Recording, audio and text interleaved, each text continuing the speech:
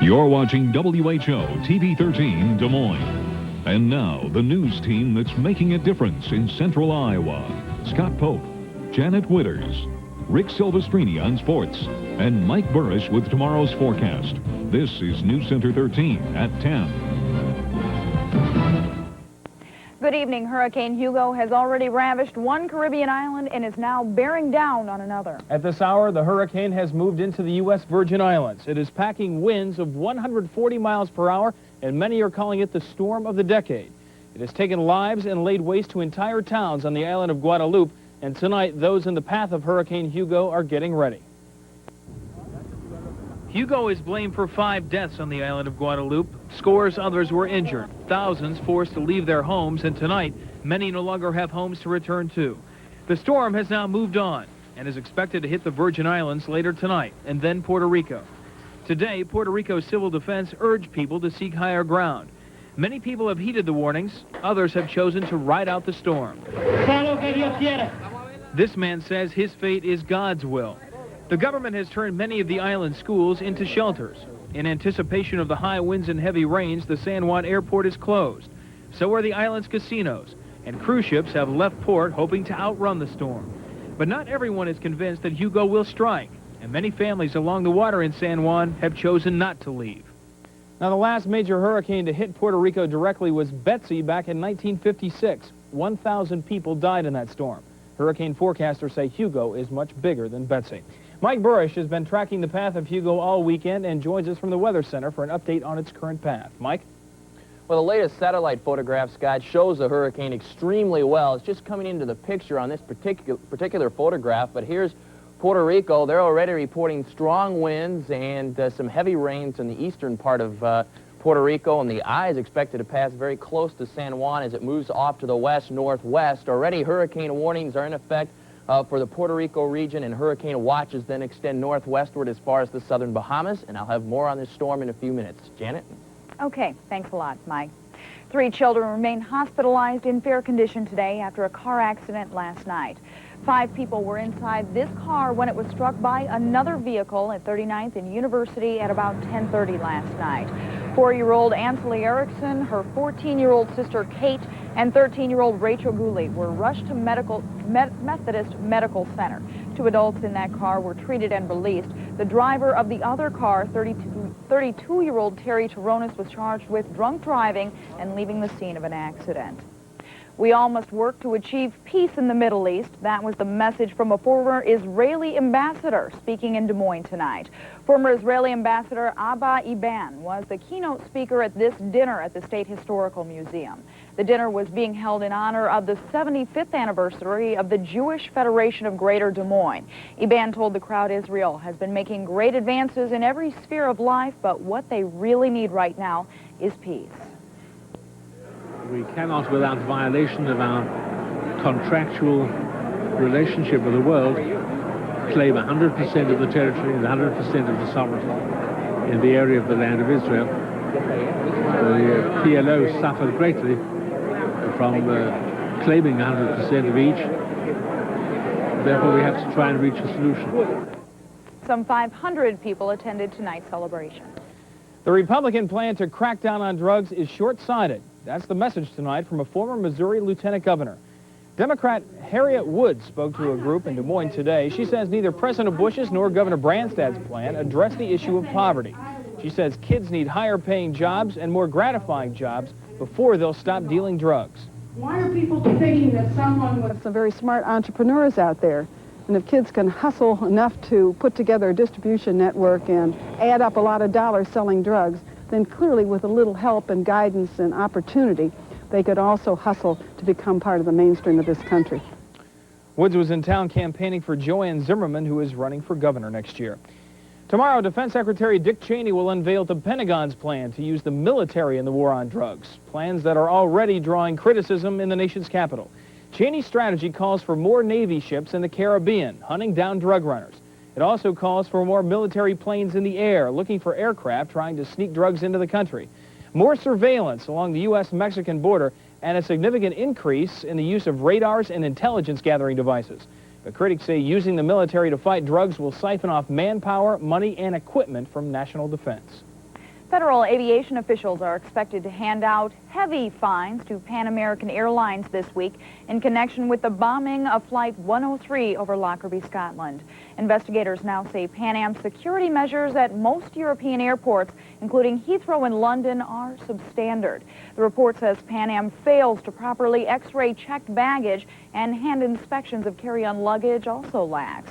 Just how much the airline will be fined isn't known, but it is expected to be substantial. Tens of thousands of Soviets living in the Ukraine took to the streets today. Waving flags and singing hymns, the protesters marched through the streets of Lviv, demanding religious freedom. Also today, Ukrainians participated in a ceremony of mourning. Protesters bearing candles formed a human chain in the streets. It was 50 years ago today that the Soviet Union took over the western part of that region from Poland. A shipping disaster off the coast of Britain tonight. 2 oil tankers collided in the North Sea earlier today. 300,000 gallons of crude oil spilled into the ocean. Fire broke out aboard both ships, and crews from 5 firefighting tugboats spent 3 hours trying to bring the fire under control. Coast Guard officials say most of the oil that spilled into the sea will burn up in the fire. A 5-mile-long oil slick will be treated with chemical dispersants. There were no serious injuries reported, and the investigation is underway tonight. The first in a new line of Navy battleships is afloat tonight, but some rough seas lie ahead for the 28 others the Navy wants to build. The USS Arleigh Burke was christened yesterday at the Bath shipyards in Maine. Its total cost, close to $1.2 billion. That is 25% over budget. Democratic leaders in Congress are vowing to halt further spending on the rest of the destroyers if the costs are not reduced. The Pentagon calls the Arleigh Burke the world's most advanced surface combat vessel. A battle over capital gains will be waged this week on Capitol Hill. Last week, a House subcommittee approved a proposal from President Bush to reduce the tax on capital gains from the current 28% to 19%. Democratic leaders say it's bad economic policy and amounts to a gift for the rich. Today, leaders from both parties faced off on the issue. The president wants to create more jobs. He wants to reduce the cost of capital. He wants us to be more competitive around the world. What can be more important than that? And one way to do that is to reduce the capital gains tax. This proposal in the House is bad economic policy. It's budget gimmickry. And if it passes the House, I'm going to oppose it in the Finance Committee, and I'm going to oppose it on the floor of the Senate with everything I can do. So who wins and who loses if the capital gains tax is cut? According to a congressional study, people with incomes of $10,000 a year or less would not benefit.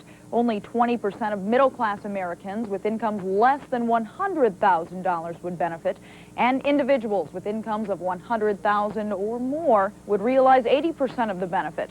And of course, we'll keep an eye on this story for you as the week progresses. Still ahead tonight, the end of the road for 2 men hoping to gain support for prison reform. And the sights and sounds of the fall symphony season. We'll be right back.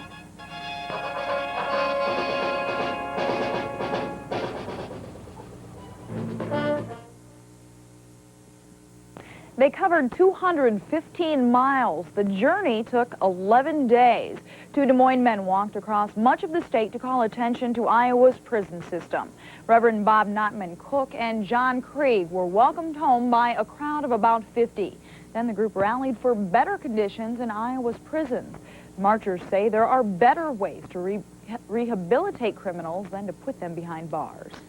A special tribute to our nation's government today in Newton. Members of the Iowa National Guard held an open house in Newton today to celebrate the 200th anniversary of the ratification of the Constitution. It's all part of a presidential campaign called Bells Across America. The idea is to make Americans more aware of the special anniversary. Several VIPs were on hand today, including Herschel Breil, Iowa's only living Medal of Honor winner. Well, baton up, instruments in place, let the music begin. That's exactly what happened today as the Des Moines Symphony Orchestra held its first performance of the season with a country flair. Newscenter 13's Matushka Lindo was on hand. Because you speak to me in accents sweet. The Des Moines Symphony Orchestra kicked off the fall season as if it were the final performance of the year.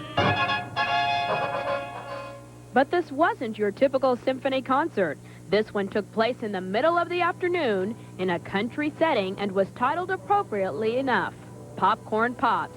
Not only did it mark the beginning of a new season, but a new era for the symphony. the debut of Maestro Joseph Junta, who received a warm and enthusiastic welcome from the crowd. The crowd speaks for the event that we had today. When I asked them if they wanted to have another one, there was an overwhelming response, positive response, so I suspect that we will in the future. Maestro Joseph Junta is the new conductor for the Des Moines Symphony Orchestra. He has performed with many of the world's greatest orchestras and plans on many more successful performances like this. Oh, I thought it was magnificent. Really enjoyed it. I enjoyed every number on the program. Wonderful, and I hope that it can be repeated every year. I thought generally, though, it was an excellent program for everybody. This opening performance for the Des Moines Symphony Orchestra was more than a success today. The crowd was happy as well as the orchestra. This first-time performance will hopefully turn out to be an annual event. At Living History Farms, Matushka Lindo, Newscenter 13. And the maestro says the Des Moines Symphony Orchestra plans to be heavily involved with area school students this year to support their music education. Good idea. That looked like a lot of fun. Too bad we couldn't have been there. Well, Mike's back-to-work forecast is looking so good, you won't want to go back to work. I'll have the details coming up in just a couple of minutes, but first, for you Lotto players, a recap of this weekend's Iowa and Lotto America drawings. Stay with us.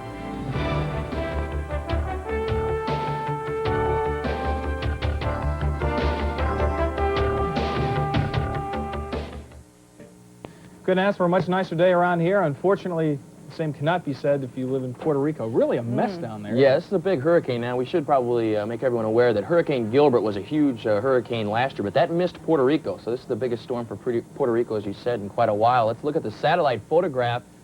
This evening, we can see the large circulation of the hurricane just to the east of Puerto Rico, moving again toward the west-northwest. Large hurricane here. We can see the storm located in this general region. Another area of disturbed tropical weather to its southeast. In fact, this storm is expected to strengthen and move west-northwestward, so it's not over by any means. Hugo right now is located actually now 130 miles east-southeast of San Juan. We've just had an update in the last few minutes. Winds are still 140 miles per hour. The pressure's dropped appreciably this evening down to 27.58 inches of mercury, and it's drifting slowly now to the west-northwest at 10 miles per hour. Now, the storm has tracked along this yellow path up to near Puerto Rico. The white dots represent the area that it's forecast to travel. It may make landfall near Florida as early as Tuesday or Wednesday, so we'll be watching the storm carefully, of course, as it approaches the United States. We have some video back from the last few hurricanes that have ripped through Puerto Rico, and you can see some of this is back from as late as the late 1950s. Some of this video here, when Hurricane Betsy struck Puerto Rico, you can see the incredible wind and tough times that they're having in Puerto Rico. And unfortunately, this storm is even larger, this latest one. We're currently outdoors in the Des Moines area. Nothing like that. We have clear skies, a beautiful evening underway right now. We have 67 degrees, 84% the humidity. Our dew point temperature in the low 50s, southeasterly wind at 12 miles per hour, and the barometer is rising. We're all high today as we go to the climate data was 80 degrees, a little bit above normal finally after a week of very cool temperatures, a morning low of 52. And there you can see the records, highs from across the state. We can see eastern Iowa mainly in the 70s today. The range across the state from 74 degrees at Dubuque all the way up to 85 in Spencer. Much of the western half of the state reached into the 80s today. And the satellite photograph from around the Midwest this afternoon through this evening shows just some high-level clouds skirting across the state very rapidly. Otherwise, clear skies and, once again, just a beautiful day and more of that on the way. Currently, the weather map shows one storm system along the eastern seaboard, a second one in the western part of the country. By tomorrow, it just very slowly drifts eastward, and then by Tuesday, it continues to slowly move to the north. Just a lot of wind ahead of it, but otherwise not a lot of weather associated with this particular storm system, at least for the time being. Clear skies for tonight. The low down to 58 degrees, a little bit milder. Then for tomorrow, sunny and brisk south to southeasterly winds, the high reaching 84 degrees. By tomorrow night, it'll be clear. The low of 60, so continued mild. Looking ahead over the next 5 days, we can expect partly sunny skies by Wednesday, and maybe the next storm system in here with some showers by Thursday and Friday, and highs the first few days of the week all the way into the 80s. Pretty good week until it's time for my days off. Thanks a lot, buddy. Sorry about that. I get the nice days off. Thanks, Mike. The Cubs drop another one, but are getting a step closer to clinching the pennant. And a day of upsets and comebacks in the NFL. Rick has all the scores and highlights coming up next in sports.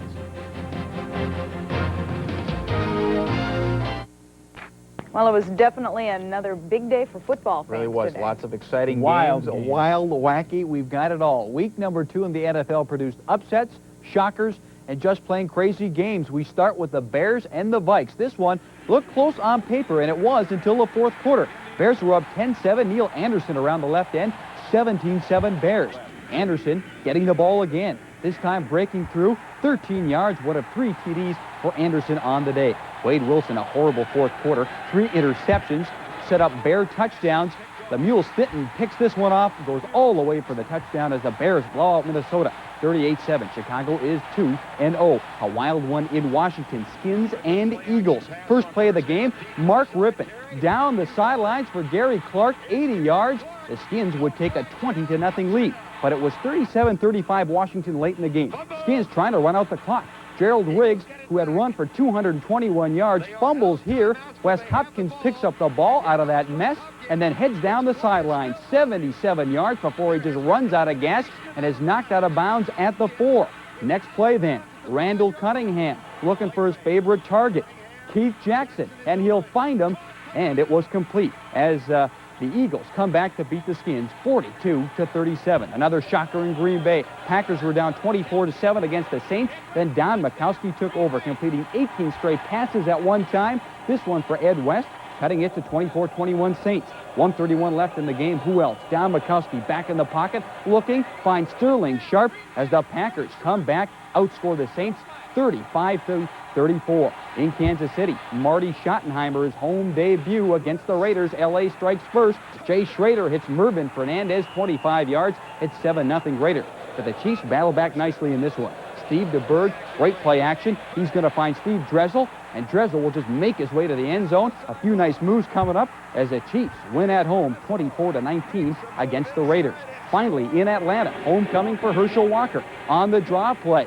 A couple of spins, he'll make it to the end zone as he's dragged in. It's 21-10 Dallas. But the Falcons right back from their 10. John Settle around the right side and in for the game winner as Atlanta comes back and drops Dallas 27-21. Some wild ones. Marino, 3 touchdown passes. Miami beat New England 24-10. Bernie Kosar, 3 TDs. Cleveland over the Jets. Cincinnati blowing out Pittsburgh 41-10.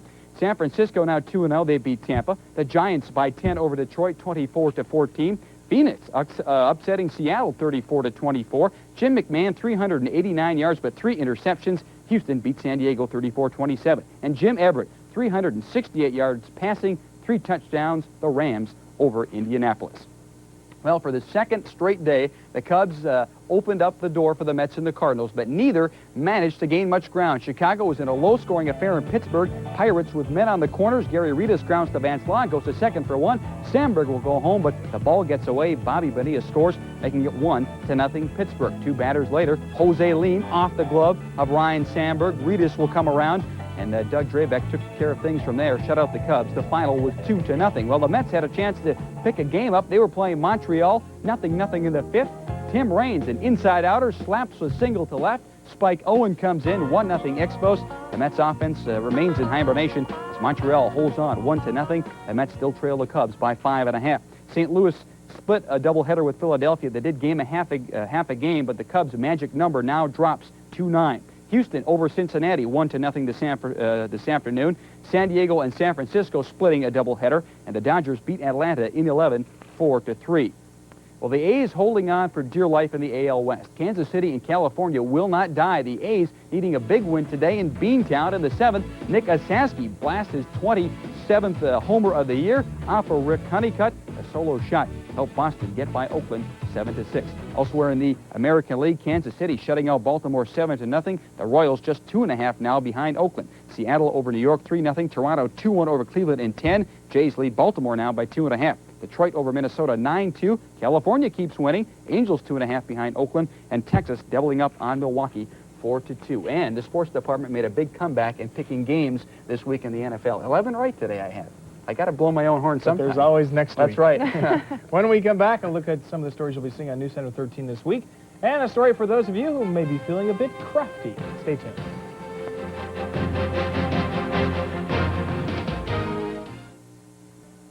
A prestigious honor for a Des Moines high school and a report card on Iowa's first thoroughbred horse track. Just a couple of the stories we'll be following in the week ahead. Tomorrow, Senator Tom Harkin will be in town to honor a Des Moines school that has become the first in the state to qualify for the drug-free by 1993 honor roll. We'll have that story. And on Thursday, we'll get an update on the financial picture at Prairie Meadows Racetrack when track officials go before the State Racing Commission. Just a couple of the stories we'll be following this week on Newscenter 13. Janet? And finally, do you consider yourself a crafty person? Do you know there is definitely an art to finding good art? Then this is the place you should be this weekend, the 18th Annual Valley Arts Fest. Artists from several states came to display their wares. There was even some inspiration for the young Picassos. The tots were given wood blocks of all shapes and sizes, along with a free bottle of glue. And wonder how that turned out tonight at home, yeah, after everybody got home. Thanks for joining us. Have a good week ahead, and we'll see you next Saturday. Have a good night. For around-the-clock news headlines in the Des Moines area, watch Newscenter 13 on Heritage Cable Channel 24 at 6 minutes before the hour.